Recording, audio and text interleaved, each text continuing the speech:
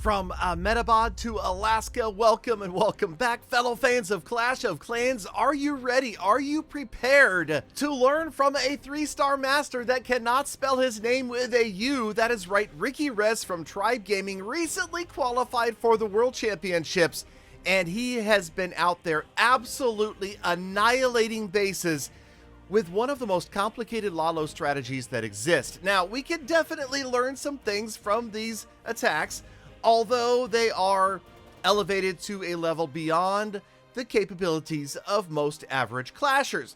But there are small tips, little tidbits that we can pick up to help improve our game, like the idea that although this appears to be a standard Lalo style attack, you can't help but notice the deployment bar is insanely long because of the wide variety of troops and spells that players like these amazing pros bring to the game, and that is the first thing that we can all learn from. Think about the individual little troops. It seems like a small thing to add it to your army, but it can make a huge difference in the attack.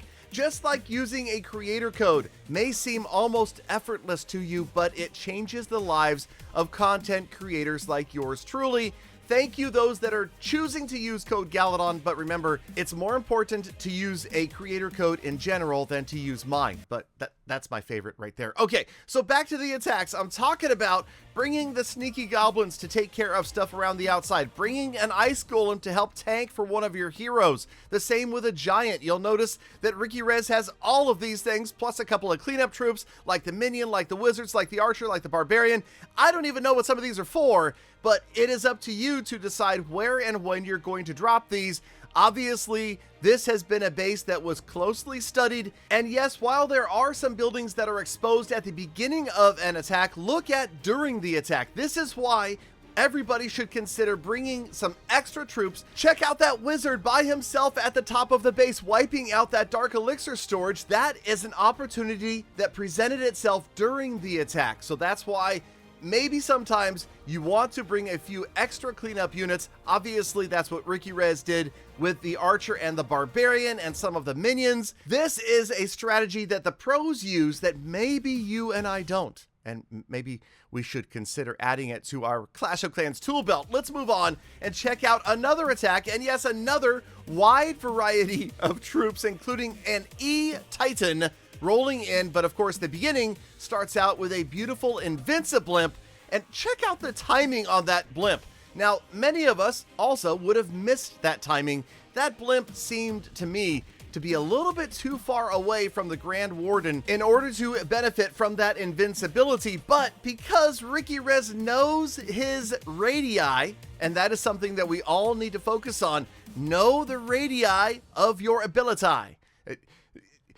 You know what I mean, right? Just know the range. Know how long those things can reach out. Also, it's important to know the range of the defenses, and if you can drop a unit outside, especially something like a lava launcher, right? You need to know if that lava launcher needs a tank or if it can come in by itself.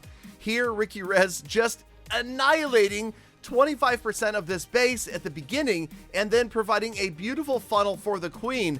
Notice that she's being funneled now from both sides. The Barbarian King rolls in and makes sure she's going to make a left turn and head inward towards the core of this base. And I like to call this the 4 Ps. Predictable pathing prevents pessimism. And okay, that's a fancy way of saying just make sure you know where your heroes are going to go. Make sure your funnels are appropriate and thorough. Don't just drop in one unit. One single building going down is not always going to result in that Archer Queen or whomever it is you want to funnel going the right direction. Now she's on the inside of the base. Now over half the base is down. And now Ricky Rez is going to begin the Lalo, the air portion of this attack. And it's so much fun. I know I made a video about this a long time ago at Town Hall 13. I called it Attacking at Town Hall 6.5 because that's half of 13. This is attacking and crushing a Town Hall 7.5 with Lalo because the heroes have wiped out everything else and Ricky Rez makes it look easy. One more little tip here from Ricky Rez. How about that skeleton spell? Yes, that's right. Stalling and distracting the scatter shot. A beautiful freeze on the scatter and the expo and at least one other building. And the freezes and the skeleton spell together make sure that the balloons don't get, annihilated like that by the scatter shot, but it's too little too late. The scatter goes down, and Ricky Rez even able to swag the Royal Champion ability. I love this stuff. Are you guys learning from this? Because I certainly am. Okay, let's move on and watch one more.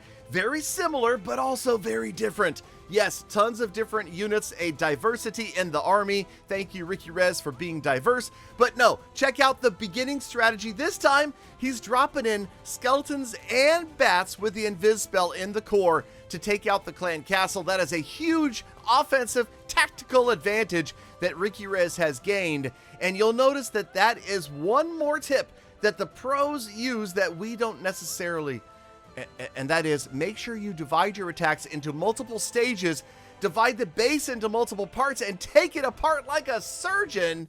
Okay, that's obviously much more easily said than done, but these are individual strategies that we could benefit from. Although the timing and placement of the Invis, Rage, and the Skeleton and Bat spells can be extremely difficult, remember that now Ricky Rez did take out the clan castle, and he did not use the siege machine. The blimp is still standing by, ready for the Lalo air portion of this attack, and once again, you're going to see about half of the base fall before the air section begins. That is maybe a little bit optimistic for many of us, but check it out. Multiple stages of attacking. Here comes one more invincible blimp like we saw in the first attack. Cleanup troops in behind like we saw as well. The blimp, of course, makes it all the way to its destination and annihilates the town hall long before any of the balloons need to deal with it. And now, I'll admit that these attacks are made to look easy by Ricky Rez, and maybe Lalo isn't the best strategy for the rest of us to try to copy. But again, there are individual tactics that you can observe in each of these attacks that we can all learn from. And I think that's the bigger picture.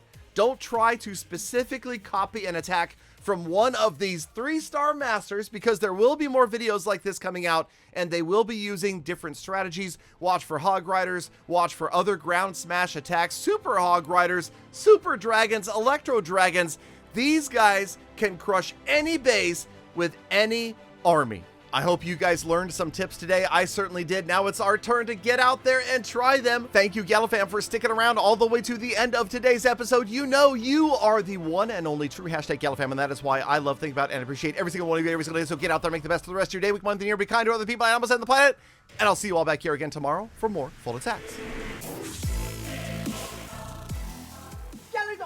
Galadon, if you talk any faster, you're going to sprain your brain. It's not good for a man of your advanced years.